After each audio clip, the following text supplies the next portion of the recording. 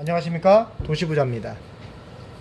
오늘 영상도 이제 주택 임대차와 관련된 내용입니다. 왜 그러냐면 요즘에 이제 그 이사철이다 보니까 주택 임대차와 관련된 분쟁들이 많기 때문에 그것과 관련된 정보들을 좀 올려드리기 위해서 계속 주택 임대차와 관련된 그 영상을 찍고 있다, 이렇게 말씀을 드리고 싶고요. 일단 오늘 그 주제는요, 주택 임대차 가운데서 이제 임대인이 있고요, 임차인이 있는데요.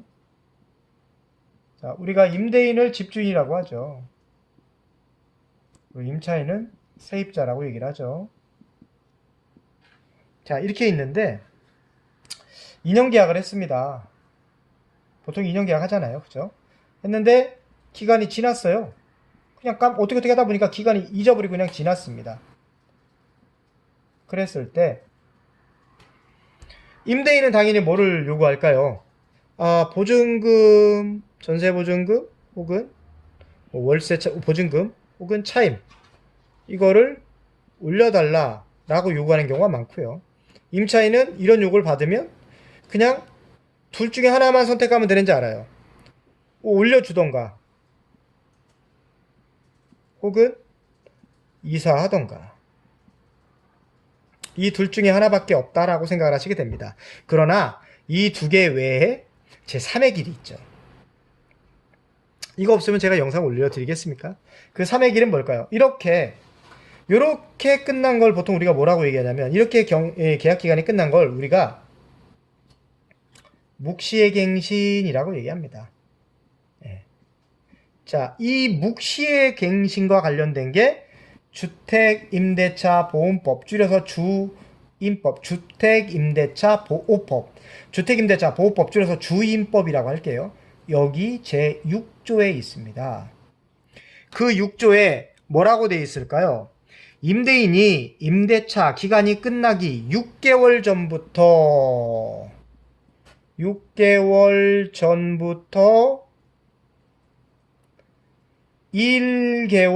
전,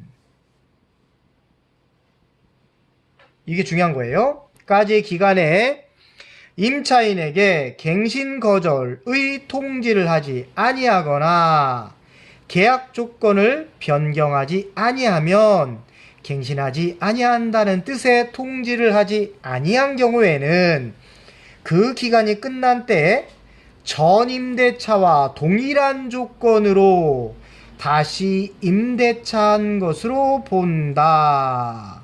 그리고 임차인이 임대차 기간이 끝나기 1개월 전까지 통지하지 아니한 경우에도 또한 같다.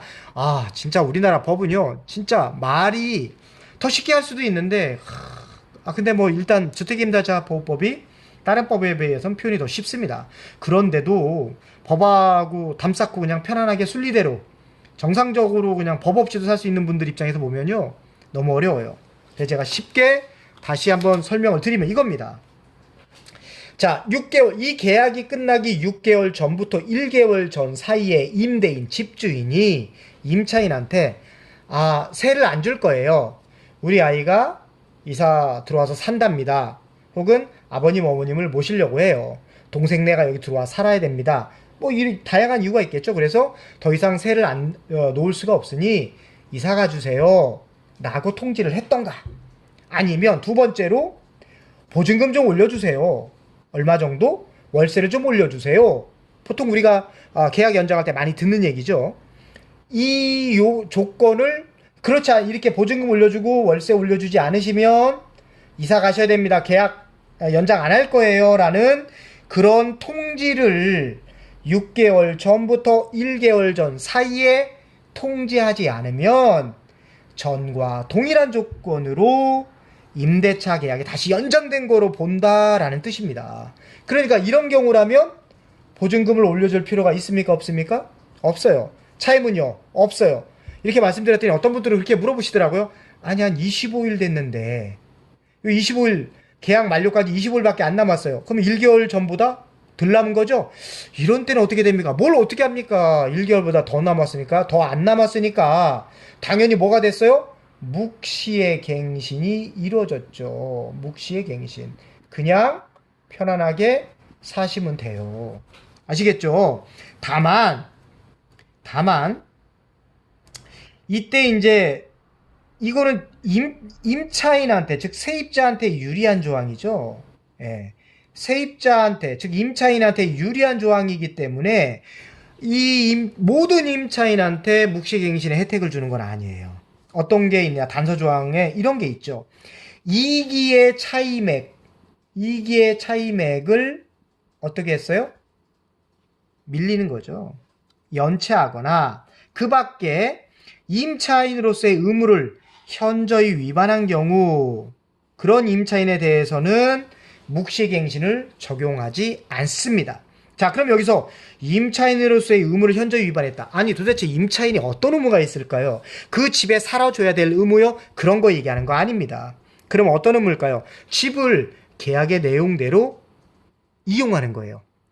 자기 마음대로 집을 부신다든지 뭐 이렇게 하지 마라. 특약사항이 분명히 있는데 일방적으로 뭘 텄다든지 분명히 주거용이에요. 근데 그거를 뭐 단독주택 같은 데를 임의로 터가지고 상업용으로 만들어서 쓰고 있다든지 뭐 이렇게 불법 용도 변경을 한다든지 현저히 그 의무를 위반한 경우에는 이런 묵시의 갱신을 인정해주지 않는다는 것은 좀 조심하셔야 되고요.